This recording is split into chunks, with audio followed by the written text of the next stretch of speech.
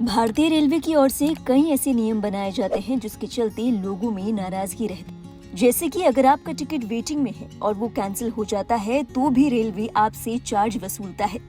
लेकिन अब खबर है कि रेलवे इसे हटाने की तैयारी कर रहा है। जी हाँ, जानकारी के मुताबिक रेलवे की ओर से प्रपोजल बनाया जा रहा है। माना जा रहा है कि ये आम लोगों के हक में बड़ा फैसला होगा। अब यात्रियों से बेवजह पैसे नहीं वसूले जाएंगे। गौरतलब है, कैंसिल टिकटों पर लगने वाले चार्ज पर लंबे समय से ही बहस होती आई है। अलग अलग क्लास के हिसाब से ये चार्ज 30 से 60 रुपए तक काटा जाता है।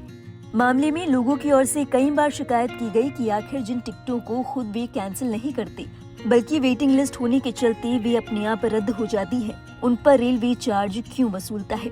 बता दें, फिलहाल अगर आप कोई टिकट बुक करते हैं और अगर वो वेटिंग लिस्ट में है तो इस टिकट के रेलवे की ओर से कैंसिल होने के बाद भी पूरा रिफंड वापस नहीं आता, बल्कि रेलवे क्लर्क फीस के नाम पर कुछ चार्जेस काट लेता है। ये चार्जेस अलग अलग क्लास के मुताबिक 30 से 60 रुपए होते हैं। ये यात्रियों के लिए दोहरी मार का काम करता है। एक और तो उन्हें कंफर्म टिकट नहीं मिलता और दूसरी ओर अगर उन्हें रिफंड भी मिलता है तो उसमें कटौती की जाती है।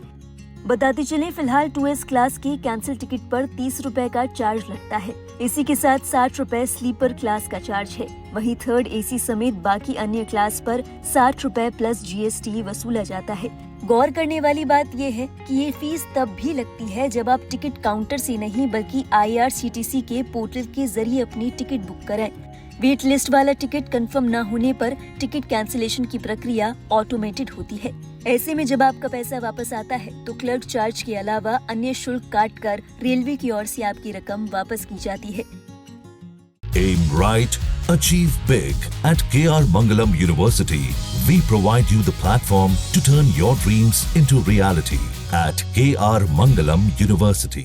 बता दें, फाइनेंशियल ईयर 2025 की बात करें तो रेलवे को रिकॉर्ड 2.7 लाख करोड़ की कमाई हुई।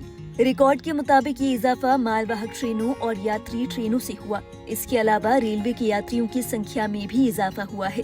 रेलवे को माल ढुलाई से तकरीबन 2.25 लाख करोड़ रुपए का राजस्व प्राप्त हुआ। यात्रियों की बात करें तो रेलवे के मुताबिक यात्रियों की संख्या 735 करोड़ रही। बता दें, रेलवे को टिकट कैंसिलेशन चार्जेस से भी रेवेन्यू मिलता है। एक RTI के जवाब में दी गई जानकारी से पता चला कि रेलवे ने साल 2020 से 2023 के दौरान 4 सालों में अकेले टिकट कैंसिलेशन चार्ज से ही 6,000 करोड़ रुपए का राजस्व हासिल किया था।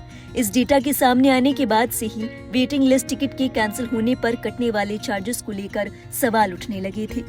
अब जाकर रेलवे नींद से जागा है और अब खबर है कि रेलवे इस फीस को खत्म करने पर विचार कर रहा है।